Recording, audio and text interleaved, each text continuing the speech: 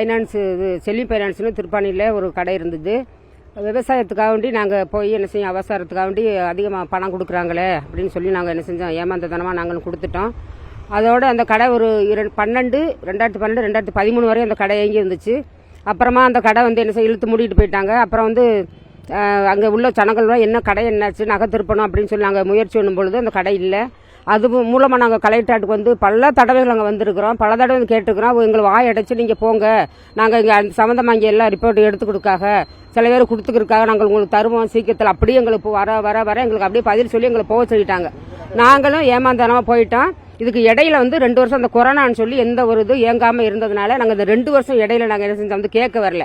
அதுக்கு பின்னாடி நாங்கள் இப்போவே இந்த 2024, 2025 பிறந்துருச்சு. இதுக்கு 2 மாதம் 3 மாதம் சொல்கிற டைம் எல்லாம் நாங்கள் வந்து இங்கே ரிப்போர்ட் கொடுத்துருக்கோம். எங்களுக்கு எந்த எவிடன்ஸும் எங்களுக்கு பதில் தாவல் சொல்லவே இல்லை. இந்த ஏழை ஜனங்களுடைய நகை எங்களுக்கு தரலனா பாமர மக்கள் உழைச்சி அது வாட்டில் என்ன செய்து குமரு கட்டி கொடுக்க முடியாத சூழ்நிலை இருக்குதுங்க. தயவு செய்து இந்த காரியத்தை எங்களுக்கு தயவு செய்து நகை எங்களுக்கு கிடைக்குமாறு நாங்கள் கேட்டுக்கொள்கிறோம்.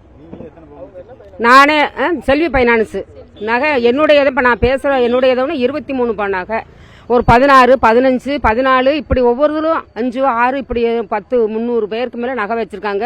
இதனுடைய நகையினுடைய மதிப்பு என்ன அப்படின்னு சொல்லி நீங்களே என்ன செஞ்சு ஆராய்ச்சி எங்களுக்கு தயவு செய்து நகை கிடைக்குமாறு நாங்கள் கேட்டுக்கொள்கிறோம்.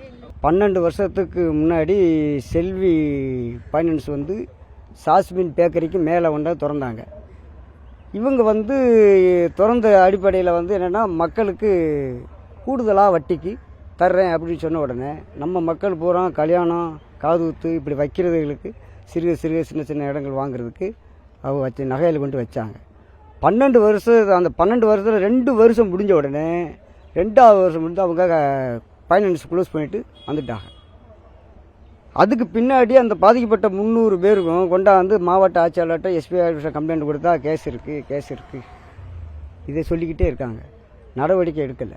அதனால் மாநில அரசாங்கமும் மாவட்ட ஆட்சியாளரும் மாவட்ட கண்காணிப்பாளரும்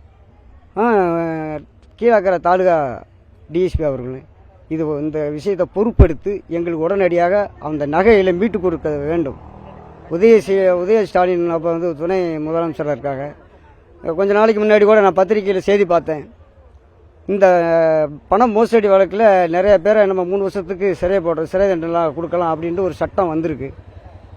ஐயா உதயநீதிமன்றம் நினைச்சாருன்னா உடனடியாக இந்த 300 பேர் நகை திருப்பி கொடுத்து அவங்கள வாழ்வாதாரத்தை பெருக்கலாம். உடனடியாக நீங்கள் தலையிட்டு முடிச்சு கொடுக்கணும் மாதிரி அவங்க அந்த நகை வச்ச சார்பாக நான் கேட்டுக்கொள்கிறேன். செய்திகளை உடனுக்குடனும் துல்லியமாகவும் தெரிந்து கொள்ள சப்ஸ்கிரைப் பண்ணுங்க.